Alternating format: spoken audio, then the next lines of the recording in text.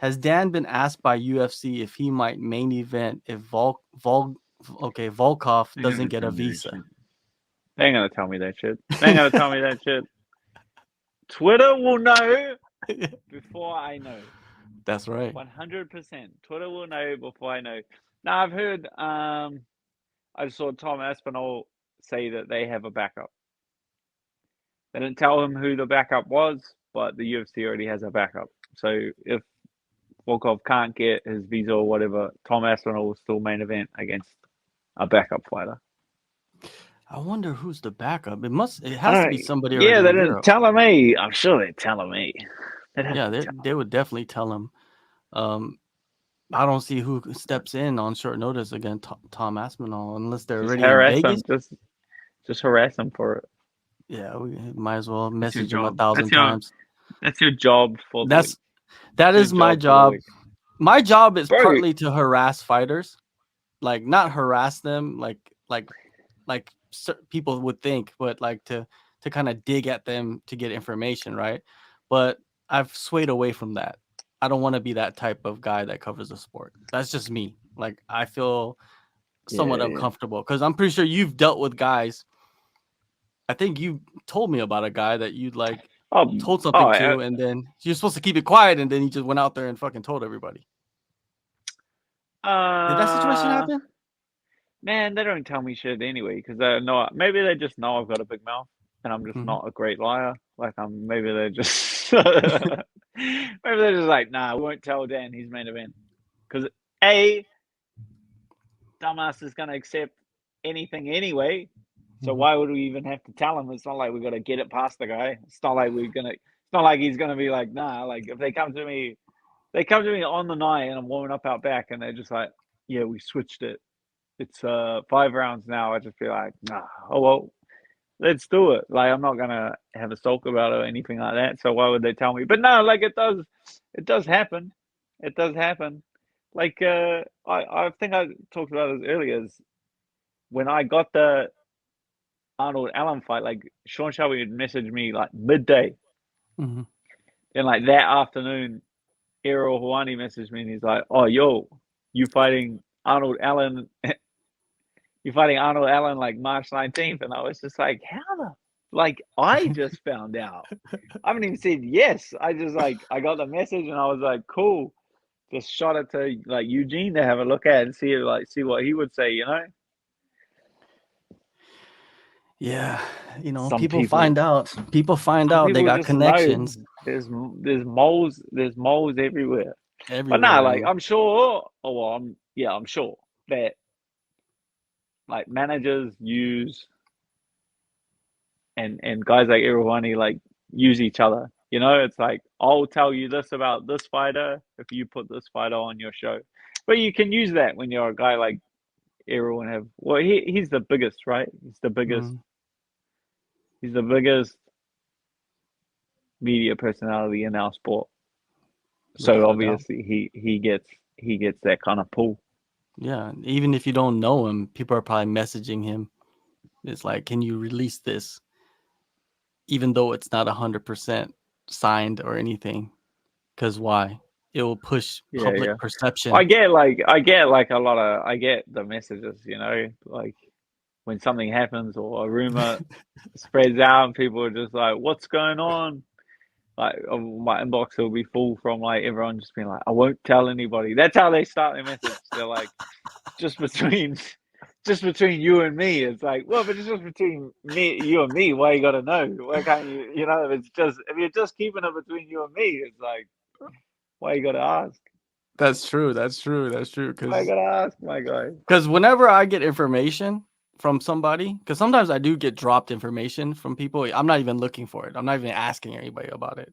Because I'm not into the breaking news stuff. Like I'm not breaking news. I did for a while, a few years back, but that's just How too can you just stressful. catch? I reckon you just catch too much heat, like doing the breaking news shit, like having the breaking news shit as you're the guy, right? Hmm. How many times would you have to like apologize, or how many times like how many deals fall through like the last minute? You know, like both guys Yeah. agree and then something happens. Like a lot of backroom stuff would carry on, and the deal doesn't actually get across the line. And so then it'll just be a stressful life being the breaking news guy. Like you put up a tweet, goes everywhere, and then one of the guys' managers is just like, nah, that's not happening. And then everyone comes back to you and just be like, you're a dickhead and you're just making shit up. You're Exactly. just like, That's oh, the risk, right? And I've it's a broken a reputation. couple. Like it's a hard reputation to build, It right? is. It is. Some guys do it really well, but they cover all the bases. They get both sides. And that's another thing. You have to have connections on both sides too. You have to be able to reach both camps or both managers to double check your sources and Yeah, all of that stuff. And if it's good, then you put it out. That stuff is stressful, man, because you have to go and chase after people and start trying to dig into them, and like that people can get rubbed the wrong way. And with me, I do interviews with fighters. So I have to have a good relationship with fighters and their management and promotions. And I can't do both. You can't interview fighters and then be breaking the news unless you're like Ariel Helwani. You got like all this power and pull already. You know what I mean? yeah, But yeah. but until you get to that point, you can't.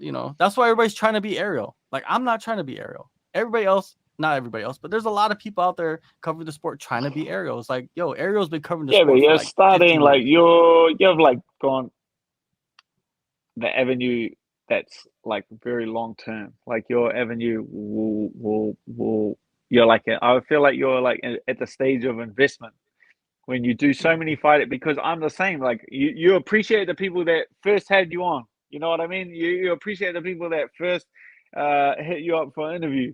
Like now I get a million interview requests. I could check my message requests and I checked it maybe 2 days ago. I could check it today and I'd have 20, 30 podcast requests. Like, hey, can you come on my podcast? And it's like, this is my best one. People message you and they're like, yo, I'm about to start a podcast. Can you come on my first episode? And you're like, bro, how many fighters are out there? How many fighters are in the world? I'm not trying to be like, no, I'm too big name to come on your podcast or anything like that. Like, that's Mhm. not what I'm saying. I'm saying, how many fighters are there in the world? You can't do 10 podcasts with some local guys, build your talent, build your Mhm. repertoire. But then I click on your podcast thing and I said, oh, this guy's done 20 podcasts with all of these fighters. Or like you're doing, you've done podcasts with my younger guys. Like Mhm. they'll remember that. I see you do countless podcasts with guys all on like Fight Pass prelims and like early days in their careers because you remember it. Because I remember uh MMA Junkie John MMA Mhm. Junkie. I Yeah. remember my UFC debut and I come in and I was just like, oh shit, I got an interview with MMA Junkie John. No shit. And I sit down and he starts asking me questions. He's like, well, I didn't even think he knew who I was, right? And he sits down and he's like, well, in 2010, this happened in a fight. Oh, well, and then in your next fight, you did this in 2000. And I was thinking, not only does this guy know who I am. This guy has gone and he's watched and studied my whole career. So now when I walk in a room and it's like MMA Junkie John, I'm like, my guy, like, what do you need from me? I will tell you whatever you need. And you're the Mhm. same because you've been interviewing me for so long that it's so comfortable. And, if you message me, hey, can we do an interview? Of course we can. Of course we Mhm. can. Because you're one of the first people that hits me up for interview. That's like the guy Combat TV in New Zealand.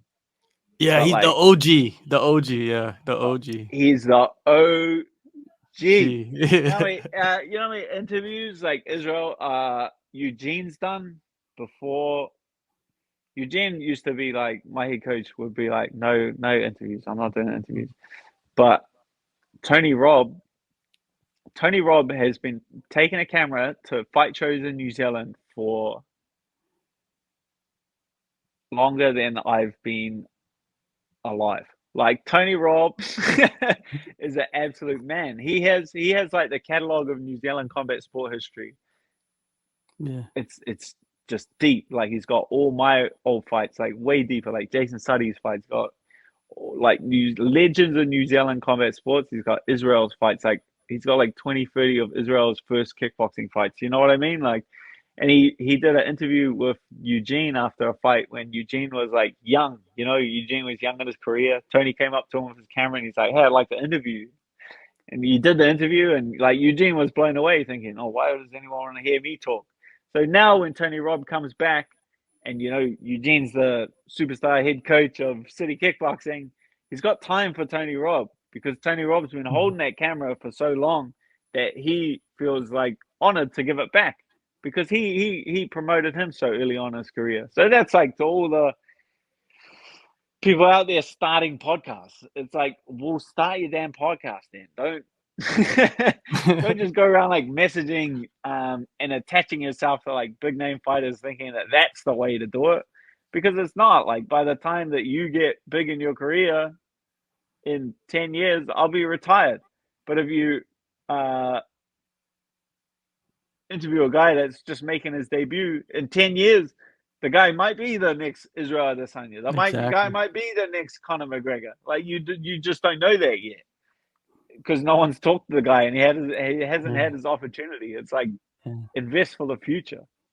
It is. It is. It is a huge investment, man. It takes a while too. Like, I remember the first like 4 years. I kind of looked at it that way. The first 4 years was like my college years of covering the sport, where I was just like learning shit as I go and trying to do it a certain way. And I had to do it this way and that way and this way and that way for a while, man.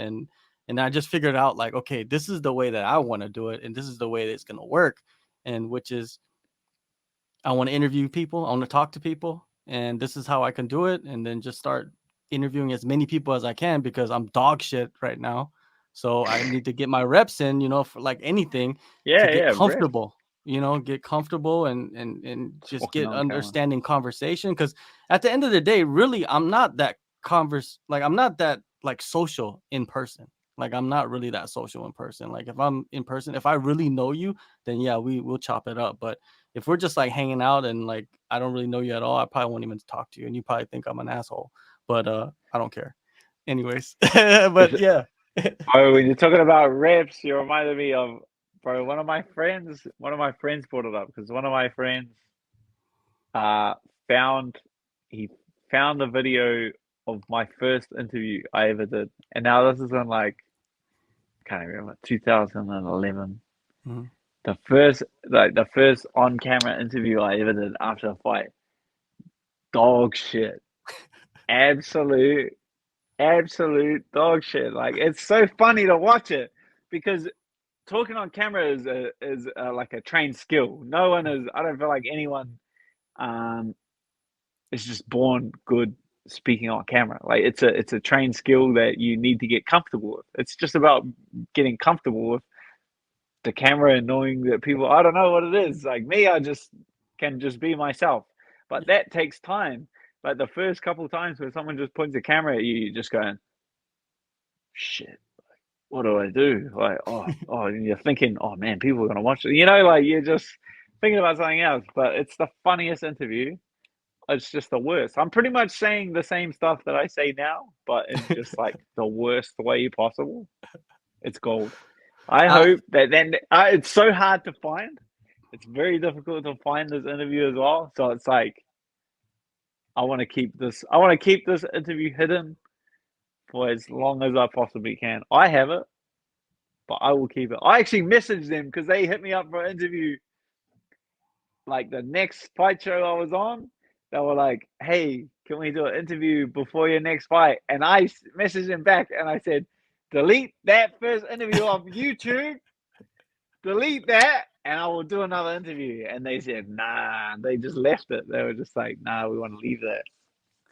yeah, just like in anything, I think you have to just build relationships and build trust with individuals.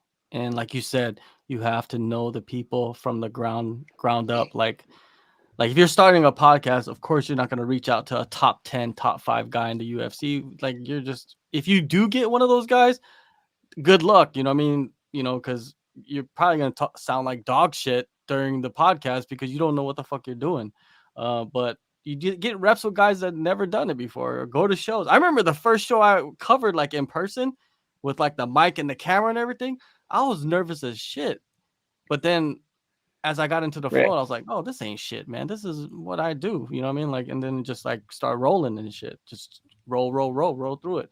But yeah, we could talk about Trust this is for trust is like the biggest thing when it mm, comes. There's probably four people in New Zealand media that I will speak to. There's probably four people mm, that do articles for media in New Zealand. And you're talking to a guy that says yes to everything. I used to do everything. Like I used to do absolutely every interview request I would get. I'd just be like, yeah, sweet, like hit me up for an interview, do the interview. But people would take your words and twist them, yeah, push silly headlines, make you out to be the bad guy. Like a lot of people can chop it up. Or like New Zealand, I would say the like New Zealand media's one is like they'll be cool to you when you're winning, and or um like there's a big one. There's like the two main ones in New Zealand is like the New Zealand Herald and mm, Stuff.co.nz. Obviously, they are always every fight I have, they interview me. They interview me every single one before, after, like no worries. But that's like the same news outlet that send a reporter around to my gym to photograph me from the bushes and try to get my fight cancelled. yeah, They try to get my fight cancelled, and then they asked me for a request to interview me for the fight. And I was just like, are you fucking serious? The same news outlet that tried to cancel this fight is now trying to interview me so people click on their website so they get more money. I was thinking, you have to be off your head. Like, I don't do interviews with stuff, regardless of who the reporter is. Will not do interviews with stuff. Another one in New Zealand is like, they hit me up, like, they hit me up after I saw a news article after like Blood Diamond's fight, and mm, there's just a completely disrespectful headline. Like, man, he got caught by like an incredible grappler. It happens. Spilt milk, shit moves on. He'll be all right. You know what I mean? Like, guy went out there on his UFC debut. Hard luck. Move on to the next one. Just being from New Zealand, you think that they would support you and back you up. They put like the image was of him like face down and just being like just the most disrespectful headline you can think mm, of. They out too. I won't do interviews with them either. So I was like, they're just stupid. Like they cut off their nose to save their face. It's just like you can't respect us when we're winning and then just go like, disrespect us when we're you know stumble. You know what I mean? Because we yeah. don't stumble for too long. You come Nah, you come back. I remember seeing those photos though, and they look like you were walking away from like a drug deal or something. Like there was photos of your coach too, Eugene, walking out the gym like he was like in some But mob meeting. they sent cops around to our houses at the same time, and they sent like senior sergeant. So that's like I don't know how many layers up in the Mhm. police force, but it's like quite high up. You know what I mean? They sent like senior sergeants around to both of us our houses to at the same time to catch us, and they found Eugene at his house. They came around here. I wasn't at home. They'd like knocked on the door, and my wife was home. I was actually at the gym again. Like the cops, the cops had called me there the day before, and then they were like came around to tell me off. But they like knocked on the door, and then like, she was like, they were like, oh, "Where's Dan?" And my missus was just like, "Oh, he's gone for a run." Like my car was missing. She's like, "Oh, he's gone for a run," and then she like quickly calls me up, and she's like, "The cops are around here." She's like, "Bounce from the gym, bounce from the gym." I was just like, "Oh shit!" Like, because I was there like grabbing gear and stuff to take home, and I went to like just quickly fill my car with the gear, drive home, whoop down. But yeah, they caught us. I think they went around and they were just like, yeah, had the big pictures and everything. I was like, nah, nah, nah, nah. Not guilty. You ain't guilty to your court. I had my shopping bag. I was just dipped in. I just forgot my shopping bag. I just pulled in the gym, grabbed a shopping bag. Like my cover story. That's my cover story. Is that why, like, I've seen like interviews with Israel too, him talking about like the exact same I think the media and stuff like in New Zealand, like that he'll never fight in New Zealand again. Is that part of that? Like just people trying to paint him in like a bad picture? And he's been attacked way more than probably anybody at your camp. Yeah, like there's I don't know the exact circumstance with Israel, but I can definitely understand it. Like they use Mhm. him when they want to, you know what I mean? But as soon as they get the opportunity to create a controversial headline about him, they'll do it. You know what I mean? Like, Mm. and then they'll do that. Like their same news station will just make like a completely disrespectful headline and Yeah. twist his words and stuff like that. And then the next week be like, "Oh, can we get an interview with Israel Adesanya?" And it's like, nah, like, are you serious? We're not. We're like we're lucky that we're in a sport that because they like talking to us, like Mm. news stations and people like talking. Just people in general like hearing from UFC fighters and MMA fighters because we're not under the same regulations as more mainstream sports. Mm. Like in New Zealand, if you play like soccer, rugby, netball, or something like that, you sign a deal with the New Zealand Rugby Association, and that has like a strict code of conduct. You can't say this, you can't do this, you can't do Damn. that, or we'll tear up your contract.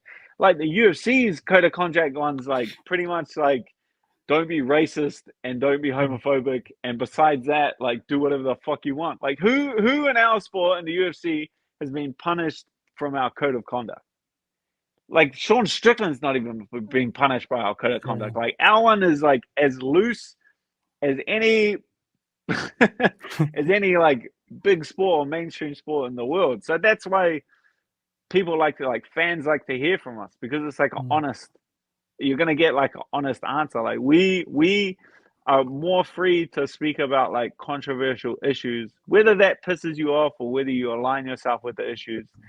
It's different, you know. It's I like that freedom.